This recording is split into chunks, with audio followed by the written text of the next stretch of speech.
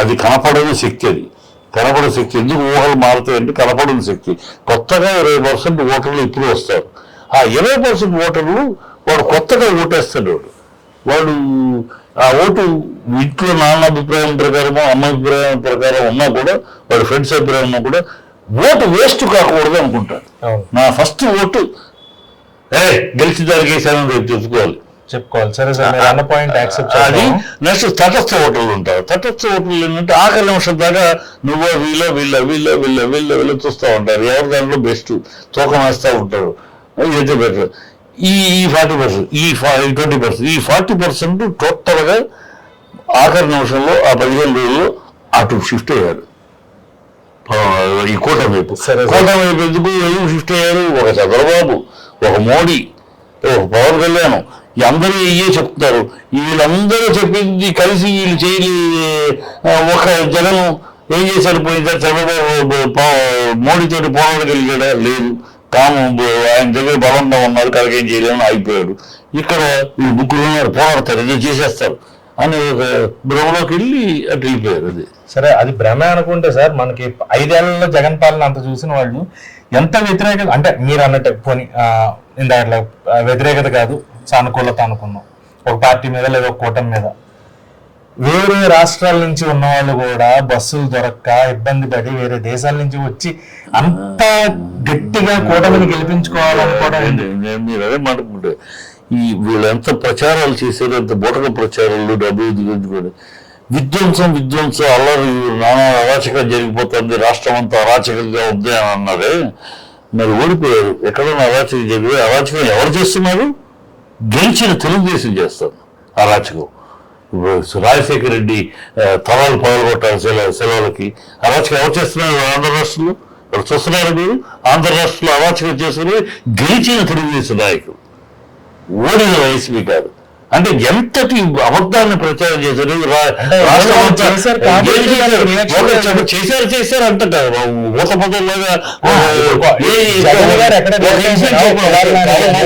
చెప్పండి ఒక ఇన్సిడెంట్, ఇదిగో ఇక్కడ ఒక అఘాయితీ జరిగింది, ఒక 100 దళితులు చెప్పనండి. అంతగా ఇప్పుడు వాళ్ళు వైఎస్ఆర్ గారు చేశారు అన్నది మన దగ్గర ఒక పెద్ద ఉదాహరణ కింద ఎన్టీఆర్ యూనివర్సిటీ పేరు మార్చి మధ్యలో వైఎస్ఆర్ యూనివర్సిటీ కింద మార్చారు. పేరు మార్చటంలో వీళ్ళు పుట్టించడం, పేరు మార్చడం అసలు వైఎస్ఆర్ యూనివర్సిటీ అని పెట్టకూడదు. దానికి సరే ఎన్టీఆర్ యూనివర్సిటీ కాదు, అది యూనివర్సిటీ పెట్టడానికి వాళ్ళు మార్చారు. మార్చింది వైఎస్ఆర్ దీంట్లోంచి ఆయన చంద్రబాబు కావాలని మార్చి ఇలాంటి పనులు చేశారు అంతే. అది దాని ఒరిజినల్ దగ్గర తీసుకెళ్లారు. అది యాక్చువల్గా ఆ ఛాంబర్ దాంట్లో ఈయన తీసి సపరేట్ చేసి ఎన్టీఆర్ యూనివర్సిటీ పెట్టారు. ఆ డిబేట్లో నేను మాట్లాడాను, నోరు పూస్తారు. ఇవన్నీ ఛానల్ పెట్టుకుని మ్యానిపులేట్ చేసి చంద్రబాబు అబద్ధాలను నిజంగా ప్రమోట్ చేయడం. ఒకరు కొందరు కొల్లేరైపోతున్న బెగాల్లో జరుగుతున్న అరాచకం కళ్ళ కట్టినట్టు కనపడుతున్నాయి కదా, అన్ని ఫోటోలు వీడియోలు వస్తున్నాయి కదా. ఇక్కడ రాలేదే అన్నాను. అరాచకం మాటలు తప్పితే ఎక్కడ హత్యలు, మర్డర్లు, ఏదో దేశం అంతా రాష్ట్రం అంతా బీహార్ లాగా బెంగాల్ లాగా అయిపోయినట్టు చెప్తారు. ఎక్కడ చెప్పండి? తెలుగు జాతి పౌరుని తీయటం తప్పితే చంద్రబాబు లక్షణమే అది. ఎప్పటికప్పుడు ఆయన పరువు తీసిన సొంత చెల్లి సొంత తల్లి పరువు తీశారు కదా జగన్ గారు. ఆ మాటకు వస్తే చంద్రబాబు నేపథ్యం అది. ఏమన్నారు? సొంతల్ని ప్రజలు దాని గురించి సొంతల్లేమని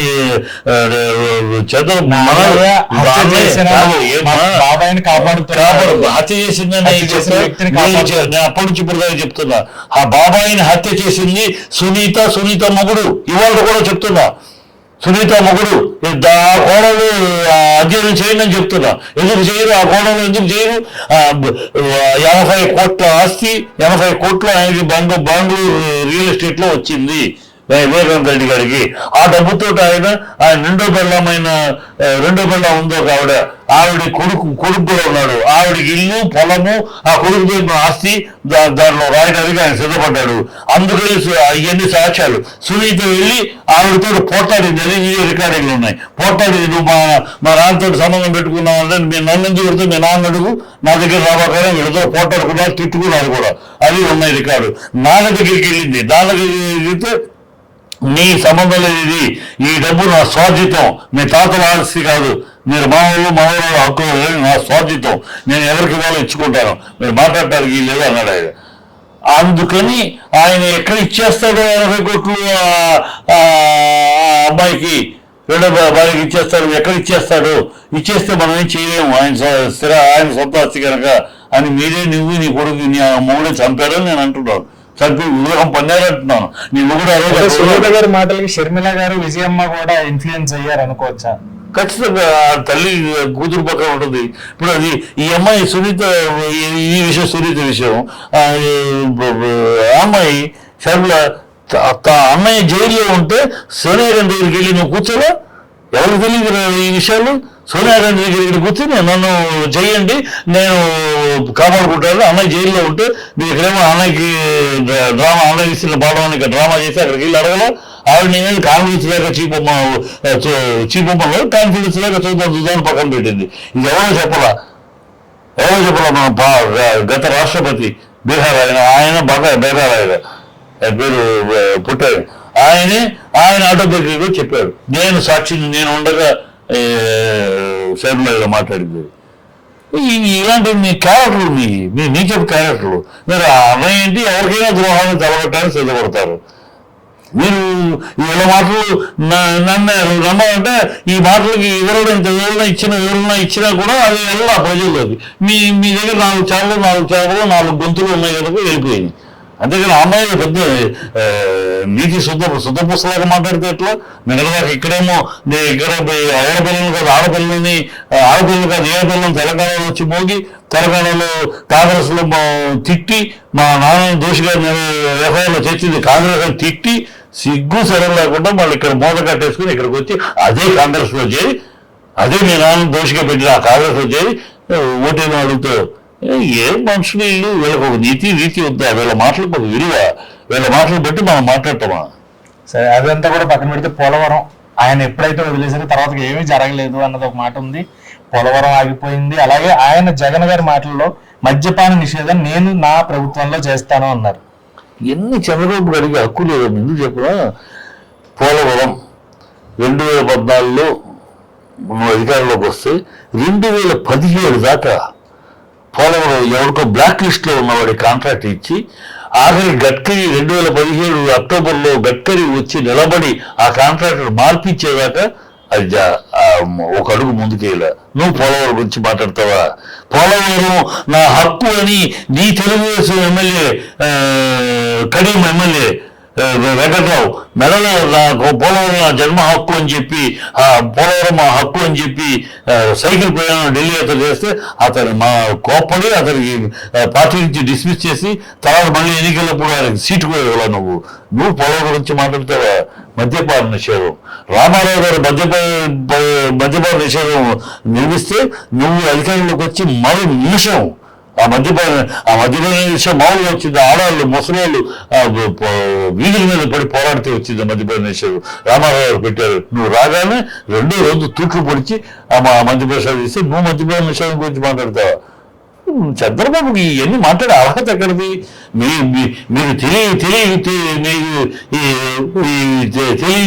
తెలుసుకోరు. ఎందుకంటే మీ పేపర్లు మీ జర్నలు గతాన్ని చెప్పరు. ఎంతసేపు ప్రస్తుతం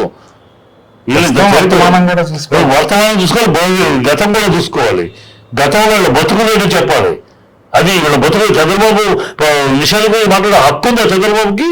రామారావు గారు ఆడవాళ్ళు పోరాడి ముసలాళ్ళు పోరాడి సాధిస్తే దాన్ని నువ్వు అధికారులు వచ్చిన మరణాడు తీసుకురాసావు. నువ్వు మధ్యప్రదేశ్ విషయం గురించి మాట్లాడతావా? నీకు హక్కు ఎక్కడిది?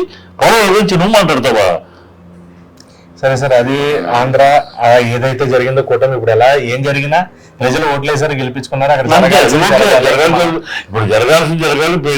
పెళ్ళి కానీ ఇల్లు కానీ పండుగ కానీ ఇప్పుడు చంద్రబాబు ఉన్న ఎరకాటం చక్ర వ్యూహంలో ఉన్నాడు. ఆ చక్రం నుంచి ఎలా బయటపడతాడు చూడాలి. అది మా పడాలనే కోరుకుంటాను.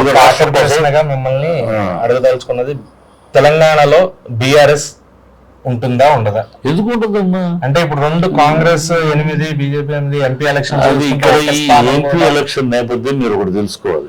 ఎంపీ ఎలక్షన్ ఎందుకు బీఆర్ఎస్ కు ఓట్లు పడలేదు, ఎందుకు లేదంటే ఇవాళ బీఆర్ఎస్ కేంద్రంలో ఉన్న 2 కూటముల్లోనూ లేదు. ఇద్దరికీ దూరంగా ఉన్నాం. ఇప్పుడు ప్రజలు ఏంటి ఈ కూటమి ఢిల్లీకి, ఈ ఎన్నికలు ఢిల్లీకి సంబంధించినవి. మనం ఇక్కడ ఢిల్లీ కూటమి ఏ కూటమితో సంబంధం లేని బీఆర్ఎస్కి వేస్తే ఈ ఓటు యొక్క పవర్ హైదరాబాద్లోనే ఆగిపోద్ది. అదే ఢిల్లీకి వెళ్ళాల్సిన కూటమిలోకి వేస్తే మన పవర్ అక్కడ పనిచేయాలి. మన ఓటు వేస్ట్ కాకూడదు. ఇక్కడ వేస్తే హైదరాబాద్తో అయిపోయింది. ఎందుకంటే బీఆర్ఎస్ వాళ్ళతో సంబంధం లేదు, వీళ్ళతో సంబంధం. ఈ ఢిల్లీ ఓటు పవర్ ఎక్కడ వెళ్ళిపోద్ది. సో అది అందుకని కూటములు 2 కూటములు ఏ కూటమికైనా వేస్తే ఢిల్లీ. సో బీఆర్ఎస్ అభిమానులు కానీ బీఆర్ఎస్ ఓటు వేయాలనుకున్న వాళ్ళందరూ కూడా ఈ కారణం జరిగి ఎంపీ ఎలక్షన్ మన బీఆర్ఎస్ లేదు అక్కడ కనుక బీఆర్ఎస్ ఓట్లు ఇట్లా చీల్లి కొన్ని కాంగ్రెస్ కి కొన్ని బీజేపీకి అందుకని 8 వచ్చారు. అది వాళ్ళ 3 వచ్చిన వాళ్ళు వాళ్ళ 8 వచ్చారు, 4 వచ్చిన వాళ్ళు 8 వచ్చారు. ఈ మా ఓట్లు అట్లా వెళ్ళటానికి రీజన్ ఉంది. మాకు ఏంటి అని మనం గట్టిగా అడిగినప్పుడు వాళ్ళు ఏ సీన్ లాగా ఉంది, మన ఓట్లు ఇక్కడే ఉంటాయి, హైదరాబాద్ వెళ్ళదు కదా, దాని యొక్క బలం అక్కడ దాకా వెళ్ళదు కదా. కనుక ఇక్కడ వేస్ట్ చేసే బదులు అందుట్లో వాళ్ళ అభిమానం ఎవరు మేము బీఆర్ఎస్ గా వీళ్ళకి ఏంటని అనకపోయినా వాళ్ళుగా నిర్ణయించుకున్నారు. కొంతమంది అటు వెళ్ళారు, కొంతమంది చేశారు. 2029లో బీ కాస్త మళ్ళీ టీగా అయ్యి టీఆర్ఎస్ కింద మళ్ళీ పుంజుకునే అవకాశాలు ఖచ్చితంగా అమ్మా. ఎప్పుడు ఒక ప్రాంతీయ పార్టీ ఎప్పుడు చచ్చిపోదు.